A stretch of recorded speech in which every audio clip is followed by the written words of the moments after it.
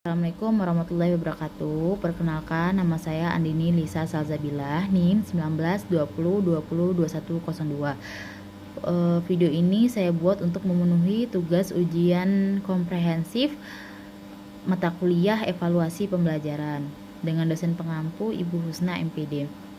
Nih, soal yang pertama yaitu pengertian evaluasi pembelajaran, tujuan evaluasi pembelajaran, dan fungsi evaluasi pembelajaran. Pengertian evaluasi pembelajaran yaitu suatu kegiatan yang sistematis, terencana, dan untuk menentukan kualitas proses belajar mengajar, atau bisa disebut dengan hasil dari proses belajar mengajar. Kemudian yang kedua yaitu tujuan dari proses belajar mengajar. Tujuan dari evaluasi pembelajaran yaitu untuk mengetahui. Kemudian tujuan evaluasi pembelajaran yaitu yang pertama untuk mengetahui proses kegiatan belajar mengajar. Kemudian juga yang kedua untuk mengetahui aspek-aspek apa saja yang telah dicapai pada saat kegiatan belajar mengajar. Kemudian yang ketiga untuk mengetahui kesukaran apa saja yang terjadi pada saat kegiatan belajar mengajar. Kemudian juga untuk memberikan informasi kepada siswa dan pendidik tentang peningkatan kualitas pembelajaran atau sudah mulai. Fungsi evaluasi pembelajaran yang pertama yaitu untuk mengetahui tingkatan dari siswa. Maksudnya di sini tingkatan apakah siswa tersebut termasuk dalam kategori siswa yang pandai, kemudian sedang atau kurang pandai. Nah, yang kedua, secara psikologis siswa butuh untuk mengetahui sampai mana mereka telah mencapai apa-apa saja yang telah mereka pelajari. Kemudian juga yang ketiga yaitu untuk mengetahui aspek-aspek mana saja yang telah siap atau telah selesai mereka terima dari guru yang telah memberi materi pada saat kegiatan belajar mengajar.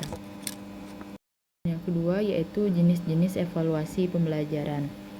Menurut saya ada dua jenis evaluasi pembelajaran. Yang pertama yaitu evaluasi non tertulis. Evaluasi tertulis itu contohnya seperti memberikan soal esai, memberikan soal pilihan ganda, kemudian memerintah murid untuk meresume apa-apa saja materi yang telah diterima oleh yang telah diterima pada saat guru menjelaskan di depan.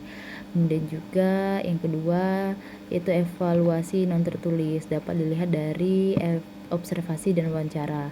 Nah, pada kegiatan observasi untuk menilai atau untuk mengevaluasi siswa itu dapat kita lihat pada saat kegiatan proses belajar mengajar, bagaimana siswa tersebut mengerjakan tugas, bagaimana siswa tersebut menjawab pertanyaan-pertanyaan guru, bagaimana siswa tersebut pada saat berdiskusi dengan temannya dan lain hal sebagainya. Kemudian yaitu dapat dilihat dari wawancara. Wawancara itu dapat memperbaiki hubungan siswa dan murid seperti itu. Jadi hubungan siswa dan murid itu dapat terjalan dengan baik. Kemudian juga siswa dapat menanyakan pertanyaan yang belum dipahami atau materi yang belum dipahami secara mendalam ya, atau secara langsung seperti itu dengan guru. Ketiga yaitu bagaimana penerapan evaluasi pembelajaran. Penerapan evaluasi pembelajaran dimulai dengan perencanaan pembelajaran, kemudian setelah itu pelaksanaan kegiatan proses belajar mengajar, kemudian pemberian materi apa yang akan dipelajari. Setelah memberikan materi, guru mengecek KKTP, kriteria kesiapan tujuan pembelajaran.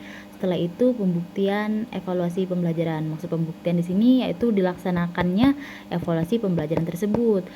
Selanjutnya setelah melakukan evaluasi pembelajaran, guru menganalisis hasil dari evaluasi pembelajaran tersebut, mana siswa yang harus remedial, mana siswa yang telah siap atau telah berhasil dalam tujuan belajarnya, tujuan belajarnya seperti itu, atau bisa disebut dengan siswa yang sudah memenuhi standar KKM. Soal yang keempat yaitu apa saja kesulitan-kesulitan pada saat evaluasi pembelajaran PAI. Kesulitan yang pertama yaitu adanya siswa yang tidak mengerjakan tugas yang telah kita berikan pada saat proses kegiatan belajar mengajar. Kemudian juga ada siswa yang tidak merespon atau responnya kurang baik pada saat kita memberikan materi, sehingga tidak adanya minat atau motivasi belajar siswa tersebut. Nah, hal ini itu dapat diatasi dengan cara guru memberikan pembelajaran yang menarik atau bisa disebut dengan pembelajaran active learning ya kalau dengan sekarang ini, atau bisa mengaplikasikan metode-metode yang menurut kita tuh dapat membangkitkan gairah belajar siswa. Nah, jadi bisa menggunakan metode active learning atau pembelajaran aktif, contohnya seperti metode gallery walk seperti itu. Sekian dari saya, mohon maaf apabila ada salah kata maupun perbuatan. Kepada Allah saya mohon ampun. Wabillahi taufiq wal hidayah. Wassalamualaikum warahmatullahi wabarakatuh.